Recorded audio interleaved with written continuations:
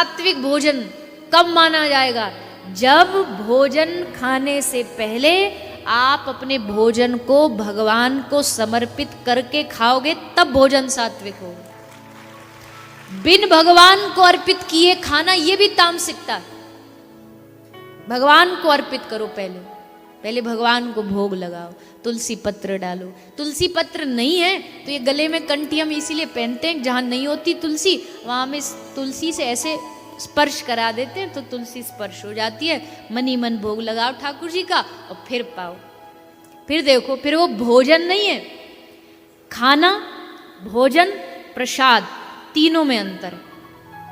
खाना वो है जो सारी दुनिया खाती है, खाना लगा दो।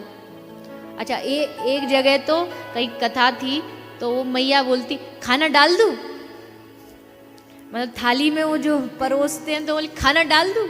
वैसे लगता मैया कोई वो बोलते हैं ना, वो घर पे आता वो कुत्ते को रोटी डाल दो, खाना डाल दो। ये कौन सी भाषा, खाना डाल दो। परोसा जाता है, खाना खाया ये भी नहीं बोलते। भोजन पालो, प्रसाद पालो, ऐसा बोलना चाहिए। तो पहले खाना कौन सा है? जो आप बनाते हो। फिर वो खाने से भोजन कब बनता है? जब आप उसको बनाते समय भी आपके मन में थोड़ा थोड़ा सात्विक विचार व्यवहार चल रहे हैं। जब मैया भोजन बनाते समय बहुत सावधानी जरूरी है। ये नहीं कान में लगा लिया और डिस्को चल रहा है और बना रही है भोजन। भोजन के सारे जो वाइब्रेशन है वो उसमें जाएगा और जो खाएंगे उनकी बुद्धि भी वैसी बनेगी। भोजन बनाते समय माताओं को बहुत सतर्क रहें। घर में आप चाहे 100 नौकर लगा लो, सब काम करवा लो, और भोजन अपने हाथ से। भोजन किसी ऐसे नहीं कि भैया तू बना दे। और अगर बना भी रहे तो कोई सात्विक ब्राह्मण परिवार हो, ब्राह्मण हो, देख कर। तो खाने से भोजन, और फिर जब वही भोजन आप भगवान को अर्पित कर देते हो, भोग लगा देते हो, तो फिर वो भोजन बन जाता प्रसाद। अब वो भगवान का प्रसाद, और प्रसाद पाने से कभी बुद्धि खराब नहीं होगी। प्रसाद से हमेशा बुद्धि का विकास होता है। इसलिए नियम लेके जाइए यहाँ से, घर में सबसे पहले भोजन का भोग लगेगा, भोग लगाइए।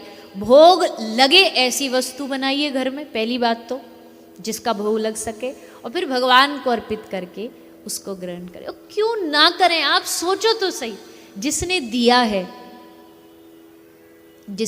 है उसको नहीं देंगे तो किसको देंगे? उनको खिलाइए, उनको पवाइए और फिर प्रसाद ग्रहण करिए। तो ये भोजन आहार की शुद्धि बहुत जरूरी है। आहार शुद्धि, सत्व शुद्धि होगी, बुद्धि की शुद्धि होगी। तो ये चीज़ें छोटी छोटी आज कथा के 7वें दिन आप सब यहाँ से समझ के जाइए, सीख करके जाइए, मन में विचार करके जाइए। और इन सब चीज़ों के साथ साथ मन में ये विचार करके जाइए कि हमें इस 7 दिन की कथा से अपना परिचय पहचानना है। अपना परिचय मतलब हमारा जो वास्तविक अस्तित्व है वो केवल बाहरी परिचय नहीं है। जो बाहरी परिचय हमारा है कि शर्मा है, तिवारी है, वर्मा है, अग्रवाल है, ये सब हमारा टेम्पररी परिचय है। हमारा परमानेंट जो परिचय है वो ये है कि हम, बोलो ना, हाँ, हम भगवान के अंश हैं, हम भगवान के दास हैं, हम उनके चरणों के दास हैं। ये जिस दिन जान लिया, समझ लो आज आपका असली परिचय हो गया अपने आप से। अब आप पहचान गए आप कौन। बाकी तो सारी दुनिया जो है वो झूठी आइडेंटिटी में जीती है, झूठा परिचय, उसको अपना सच्चा मान के जीती। पर सच्चा परिचय हमारा ये है, जीवेर स्वरूप होए नित्य कृष्ण दास। हमारा जो स्वरूप है वो है कि हम कृष्ण के दास हैं। और शब्द पे ध्यान दो, नित्य कृष्ण दास। ऐसा वैसा दास नहीं, दासत्व ऐसा नहीं, आज है कल नहीं है, आज यहां से नौकरी छोड़ दी अब इनके दास। नित्य कृष्ण, तुम मानो न मानो पर हो तुम उनके दास ही। न मानने वाला भी झुटला नहीं सकता कि तुम उसके दास हो, क्योंकि ये परिचय सनातन है, ये बदला नहीं जा सकता। हर एक जीव जिसने इस दुनिया में जन्म लिया, हर प्राणी भगवान से जुड़ा हुआ है, भगवान तक पहुंच नहीं पा रहा, इसलिए उसके भीतर तड़प बनी हुई है। उसे लगता है ये तड़प है पैसा पाने की, ये तड़प है अच्छा नाम पाने की, सफलता पाने की। वो मिल जाने के बाद भी वो तड़प क्यों नहीं खत्म होती? क्योंकि वो असली तड़प है भगवान से मिलने की। वो हम झुटला देते हैं जानबूझ करके, पर हमारी असली जो तड़प, असली जो शांति मन को तभी मिलेगी जब हम भगवान की शरण में जाएंगे। क्योंकि जिसने अपना असली परिचय खो दिया तो क्या बचा उसके पास, बताइए?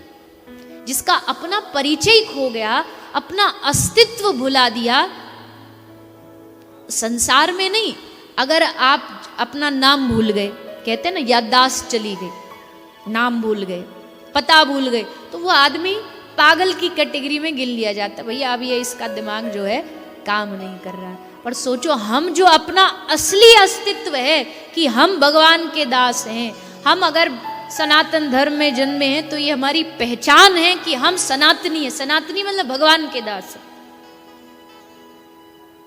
अब अगर वही परिचय खो जाए तो? एक भैया आज मुझे मिले थे, आपके यहाँ की गौशाला में गए थे, तो भैया बोल रहे थे कि आप थोड़ा कथा में जो हमारे क्षेत्र में ज़्यादा जो बढ़ रहा है, लोग अपने अपने धर्म को छोड़ करके कुछ लोभ के कारण, लालच के कारण दूसरे धर्मों में परिवर्तन हो रहे हैं, परिवर्तित हो रहे, धर्मांतरण हो रहा है, उस पर थोड़ा अपना विचार रखें। अब बताओ इस पर विचार क्या?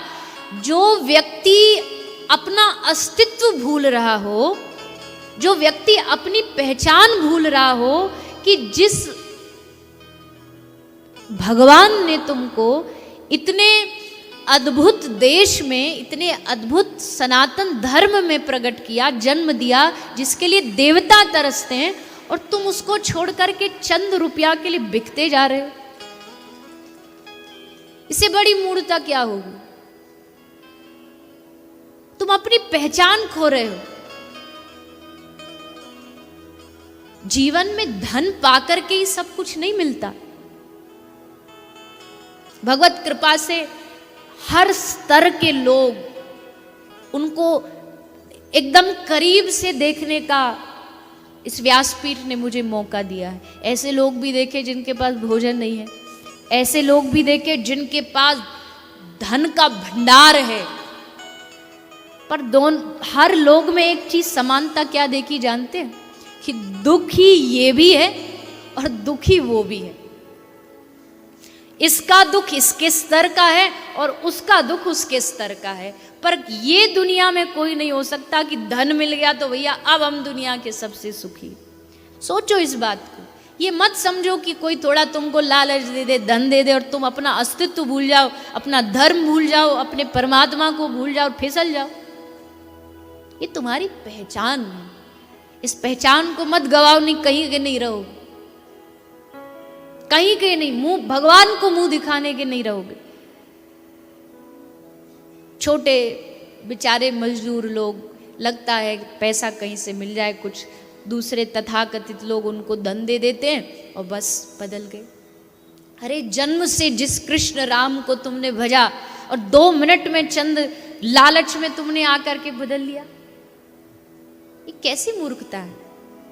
अपने धर्म पर टिके रहो, मरते दम तक टिके रहो। ये वो राष्ट्र है जहां अपने अस्तित्व की, अपने धर्म की, अपने संस्कृति की रक्षा के लिए प्राणों का बलिदान महापुरुषों ने हंस के दे दिया। ऐसे प्राण हंस के लुटा दिए। अगर उनके वंशज आज आके ऐसा करेंगे तो उनकी आत्मा कैसी रोती होगी। हम ऋषियों की संतान हैं, हम मनु की संतान हैं। गर्व करिए उस बात का कि आप ऋषि मुनियों के वंशज हो, बंदर नहीं हो आप। जो आजकल बच्चों को पढ़ा दिया जाता है कि इंसान पहले बंदर था और विकसित होता होता होता होता एवोल्यूशन हुआ और एवोल्यूशन होकर के मानव बन गया। होता कहीं दुनिया में ऐसा कि बंदर इंसान बन जाए? मान भी लिया हमने, डार्विन ने कहा अच्छा ठीक है। बच्चों को, छोटे छोटे बच्चों को एजुकेशन सिस्टम में ये चीज़ें सिखाई जाती। यहाँ ये नहीं बताया जाता ये देश मनु शत्रुपा का देश है, हम मनु के वंशज हैं, हम बंदर के वंशज हैं। बताओ, बच्चों को ये सिखा रहे हैं। एक बच्चा आया, माँ से बोला, माँ आप कहती हो हम भगवान के वंशज हैं। पिताजी तो कह रहे थे हम पहले बंदर हुआ करते थे। माँ बोली सही कह रहे हैं, ये अपना वंश बता रहे हैं, मैं अपना बता रही हूँ। अब यह डिसाइड तुम कर लो तुमको किसका वंशज बनना है।